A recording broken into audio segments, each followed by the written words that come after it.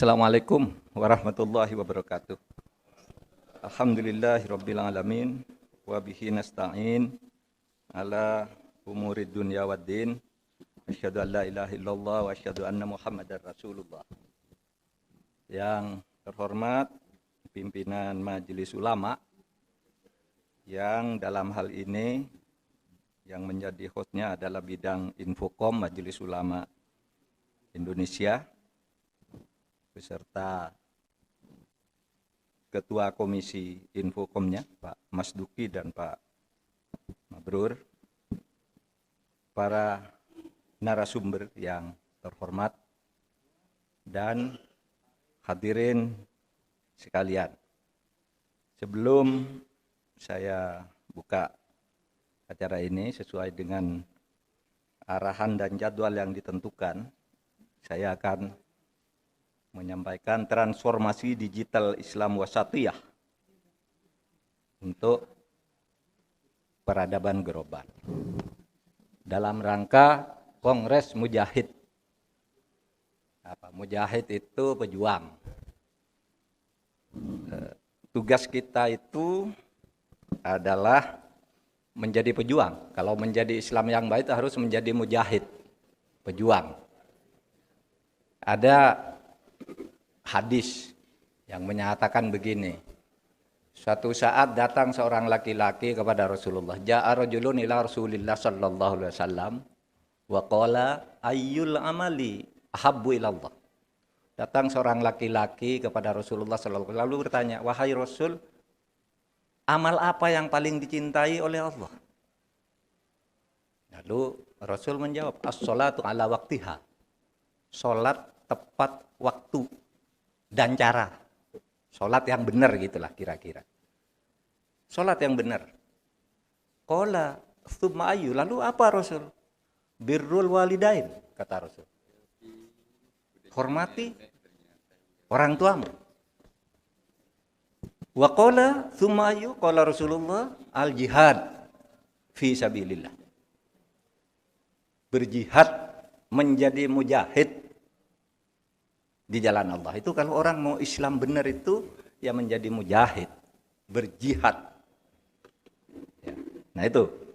Nah, cuma saja jihad itu jangan diartikan sempit. Dulu istilah jihad itu di awal-awal Orde Baru di tahun 70-an dikaitkan dengan istilah komando jihad. Komando jihad itu kok komando untuk berperang. Perang fisik. Padahal jihad itu kan tidak harus selalu perang fisik ya. Perang fisik itu adalah satu keterpaksaan. Kalau kamu diusir dari rumahmu misalnya, lawan. Itu pun kalau kita tahu akan mati konyol juga harus mencari siasat. Jadi jihad itu bukan perang yang bawa-bawa pedang itu. Oleh sebab itu di Al-Quran itu sering ada juga ayat yang berbunyi wajahidu fi sabilillah bi amwalikum wa anfusikum. Jihad kamu. Menjadilah mujahid di jalan Allah untuk memperjuangkan ajaran Allah bi amwalikum, dengan hartamu, wa anfusikum. Nah itu.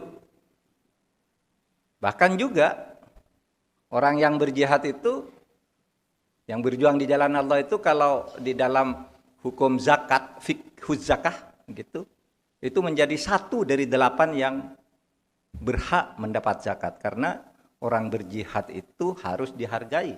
Kalau dia tidak bisa berjihad dengan hartanya karena kemiskinannya, maka jihad lain. Apa bentuk-bentuknya? Nah saudara, orang yang berjihad di jalan Allah itu satu beribadah dengan baik. Ibadah mahdoh, sholat tahajud, puasa, sholat 5 waktu, itu satu. Lalu yang kedua akhlak di dalam pergaulan. Ya, jadi bukan jihad itu bukan, sekali lagi bukan perang-perang yang begitu, bawa pedang tapi Allahu Akbar, orang dikejar sampai ketakutan, orang dihajar. Dipeloroti celananya sampai nangis, sampai pingsan. Sambil teriak Allahu Akbar. Bukan itu jihad. Jihad itu juga akhlak. Lalu muamalah. Sopan terhadap orang lain, menghargai kehidupan orang lain, toleran terhadap kehidupan orang lain. Toleran itu menerima perbedaan. Lalu dakwah, itu jihad juga. Dakwah nih, sekarang nih. Dakwah, selain menjadi mujahid, pejuang juga menjadi mujtahid. Orang yang berjihad dengan akal fikiran. Ada mujahid, ada mujtahid. Ya. Atau membuat opini lah, kominfo ini, kominfo. Dakwah lewat opini, tadi sudah dikatakan toleran itu keren. Bersedekah itu ampuh misalnya. Apa aja. Begitu-begitu, itu bagian jihad. Nah, saudara sekalian, jihad dengan cakupannya tadi, di era sekarang ini, tidak bisa tidak. Itu harus dilakukan, harus masuk juga ke dunia digital. Sekarang sudah konon masuk, sesudah kemarin kita dikagetkan oleh apa? Oleh industri 4, era industri 4. Itu yang mengagetkan karena era industri 4 itu dengan kaum milenialnya dan profesional yang modern, maju, gitu membuat kita terkejut. Perubahan secara tiba-tiba saja. Dunia tiba-tiba perang. Ekonomi, pola hubungannya juga tiba-tiba berubah. Kalau dulu saudara mau makan harus pesan datang ke restorannya, saya ingin Nyonya Soeharti karena tinggal di Jogja, mungkin saudara cari di mana sih cabang Soeharti Jogja. Sekarang tinggal cari digital aja. Oh, saya perlu ini, tinggal saudara pesan. Bahkan sekarang di beberapa negara kecil di Eropa yang maju itu sudah mengumumkan transportasi publik besok tahun 2030 itu sudah semuanya digital. Saudara, kalau itu masuk ke Indonesia, saudara bisa ketinggalan. Apa digital? Tahun 2030 dilarang ada mobil pribadi. Seluruh transport diatur secara digital terpusat. Misalnya, saudara sekarang ada di sini nih. Saya ingin sampai ke kantor Majelis Ulama. Nanti jam 3 persis. Tinggal aplikasi. Saya ada di sini, mau ke Majelis Ulama jam sekian. Oke, di situ kamu berdiri di depan hotel itu sekian meter, nanti mobil akan datang sekian. Anda langsung masuk, nanti diantar ke sana. Pak, gimana kalau macet? Saya tadi terkena macet. Gimana kalau macet? Ini mobilnya sudah digital, semua diatur. Dap, situ macet, terbang sebentar mobilnya, dap, gitu, turun lagi, sampai. Hanya diatur gini aja. Saudara tidak bisa menghindar dari digital itu. Dan saya sudah masuk ke lapangan ini udah ya beberapa tahun terakhir. Saya katakan kalau saya harus menjelaskan sesuatu, mengumpulkan orang gitu, salah lagi ngutipnya. Tulis saja. Digital. Saya punya follower 4.015.000 per hari ini. Yang ngikuti terus. Yang ngomong apa? Kan bisa dilihat tuh. Kalau saya print lalu muncul berapa orang yang membaca itu kan ada. Dalam sekian jam dibaca oleh 600.000 orang, sekian dibaca, ada di situ. Dan itu efektif, saudara. Saudara mau menjadi mujahid, itu penting sekali. Digital itu. Saudara tidak bisa, itu akan ketinggalan. Itu, jadi dunia ke depannya akan terlalu banyak, akan banyak terjadi disrupsi yang mengagetkan. Dulu kalau saudara mau ketemu gitu, nelpon ya oke lah, waktu baru ada HP itu bisa masih rahasia. Sekarang enggak, saudara ada dimanapun, sekarang udah ada mesinnya untuk tahu Pak Mahfud itu ada di mana sekarang. Itu sudah ada di BIN sana, sudah ada di Densus sana. Apapun yang saya bicarakan, tahu.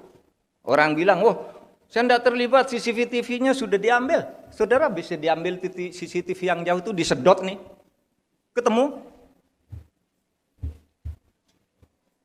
Iya kan, orang bilang, enggak ada buktinya, CCTV-nya enggak ada saksinya. Ambil aja, di situ kan ada CCTV-nya orang, situ ambil nih, pinjem, letakkan di atas, sedot ini, apa yang terjadi jam sekian, muncul di situ. Itu, saudara, oleh sebab itu, ke depan kalau Anda ingin menjadi orang Islam yang baik, mujahid yang baik, itu harus paham ini. Tentu kalau saya katakan tadi kan dari sudut ekonomi, dari sudut intelijen. Nah saudara masuk itu dari sudut dakwah. Sebagai orang Majelis Ulama Indonesia. Nah saudara sekalian, itu tadi digital, kemudian lingkup-lingkup jihad yang bukan hanya perang dan pedang itu, tapi jihad itu lebih banyak hal yang lain. Kalau saudara punya kepedulian sosial yang tinggi untuk membangun kebaikan bagi masyarakat, itulah jihad. Nah, lalu saudara, jihad dengan demikian, itu kalau berpedoman pada jalan Allah itu, jihad fi sabilillah itu adalah membangun martabat kemanusiaan.